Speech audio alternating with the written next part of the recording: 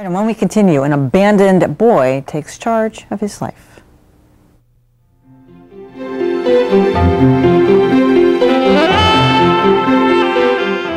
The odds that Nathan Landers was going to make it were slim. Adopted at the age of 2 into an abusive home, abandoned and left on the streets at 18. Nathan grabbed the reins of his own life and has written a book about it, A Walking Peace. We'll meet Nathan in a minute, but first, his story. 1, 2, 3.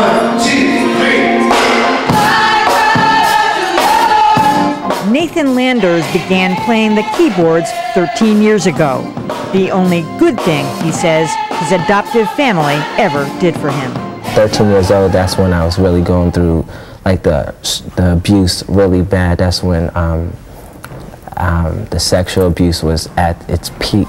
And that Christmas, I begged my adopted parents to buy me a keyboard. Nathan was adopted by a middle-class family in Roxbury when he was just 2 years old. Speaking at a child services event last week, Nathan described his life as a living nightmare. In that house, I was sentenced by the system to die, and nobody saw anything. That nobody, says Nathan, was DSS and its social workers, who never reached out to him. Why didn't a social worker talk to me and pull me to the side and like some private place and ask me and then assured me that I would have been okay if I told them? Nobody did that for me. So Nathan did it for himself. In his book, A Walking Peace, Nathan writes how his adoptive family abandoned him at the age of 18 and how he took to music to get off the streets. Music is everything to me. Music is my reason for breathing. It's my way out of dark times. It's my support. It's my inspiration. It's everything. That inspiration led Nathan to finish high school, graduate from college, and begin a successful career as a recording artist. But a year ago, Nathan set out on another mission, to find his birth mother. It was a shock. The outrageous discovery was that I was a product of a rape by 2 Boston police officers. And they violated my mother, and I'm the product of that. Nathan's mother, Dorothy Fleury, is now pursuing justice, and she says she feels fortunate that Nathan found her, even if the truth hurts. I'm so sorry that he had to follow my footsteps to find me. I'm very sorry. But I'm just blessed that he has my heart and he has my good soul and spirit. I'm trying to get a sense of home, spend some time with my mother, who I found, and try to catch up. I feel that I'm exhausted, so I just want to feel at home a little. And Nathan says make a difference through his words, his music, and the book he's written about his life. I love sharing my story. I love inspiring people. I learned how to deal with things, and I don't complain about, you know, what I don't have, because what I have now is more than before. You can read more of Nathan Landers' inspiring story in his book, A Walking Peace. And Nathan Landers is here. It really is inspiring. It's just heartbreaking. Thank you. Tell us more about what happened. You were adopted into this family. Where was the abuse coming from? There was a lot of other foster kids in the family, as I understand. What was happening? Right, well, in the home there was about 4 of us. We were all adopted. I was the youngest, and there were 2 foster brothers in the house. But because I was the youngest, I was the last person, and my adopted parents got to the point where they had enough of the kids, and so... What were they doing it for? What do you mean? Why did they want adopted children? You said there wasn't a lot of love in the family. Why were they doing that? Well, at first, they just got married, and their children from a previous relationship were already grown up. So in my book, I referred it to as a fresh batch. It's like, okay, well, we just got married, we need children. And at first, you know, I honestly, I don't have an answer for you. Why did they even bother taking me if the things that were going to happen to me happened in that home? I don't know why they got me. And during that time, you say that DSS was not involved with you, but were they aware that there were problems in the house?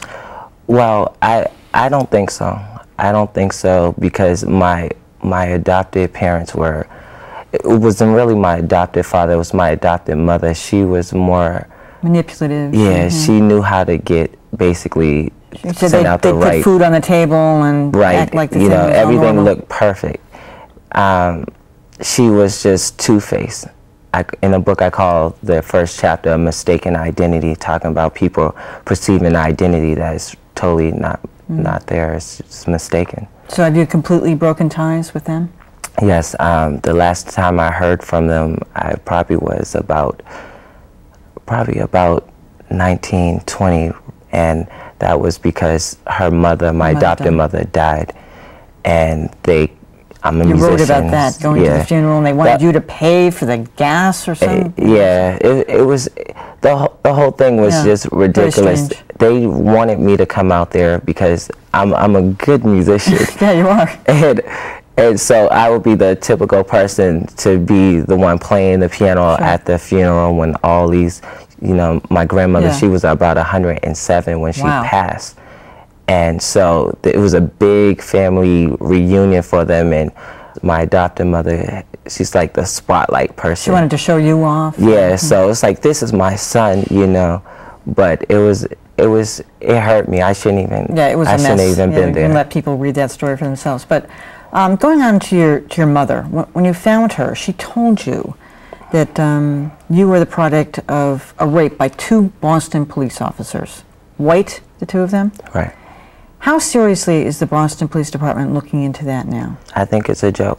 Well, are you sure it's true? Are you certain it's true? I know, first of all, my mother has no reason to mislead me and not tell me the truth. I believe what happened, and I believe that people within the system just don't want it to come out. Does she know who they were?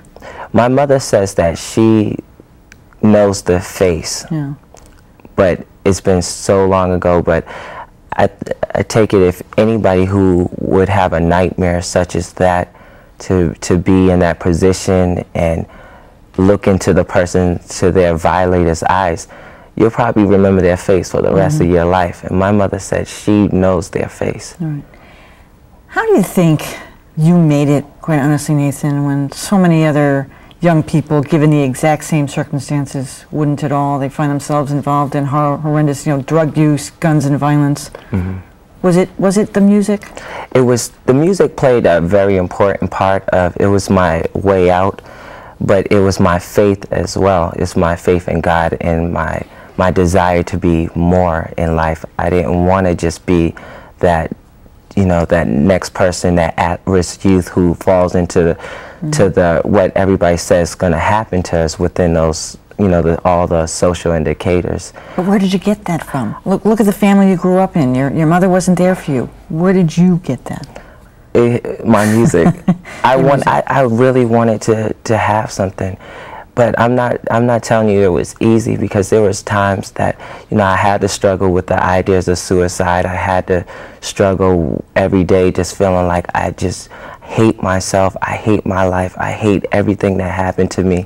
And then I started believing that it was all my fault. I started believing that maybe it was just me. But as I wrote this book, it became a release and a new understanding for me. I started realizing that it wasn't my fault. These things, even the rape, that was so hard. I really had to debate if I was even going to put that in a book. Know, that was tough. And it's funny, because all the people that know me know that it was a shock to everybody, because I couldn't tell anybody, and it was eating me up every day of my life. But A Walk in Peace was a journey to just say, look, I moved on. Have you found the peace you're looking for? You asked some good questions. Have I found the peace? I found the peace, but I still hurt. I thought that after this journey that, it's going to be all better. Even finding my mother, I'm blessed to have her now. But I was shocked when I found out what happened to her. So it's like, when does it end? Does it just get better totally? But the peace is within yourself. You're terrific. You Thank really you. are. Good luck to you. Thank you. Appreciate it.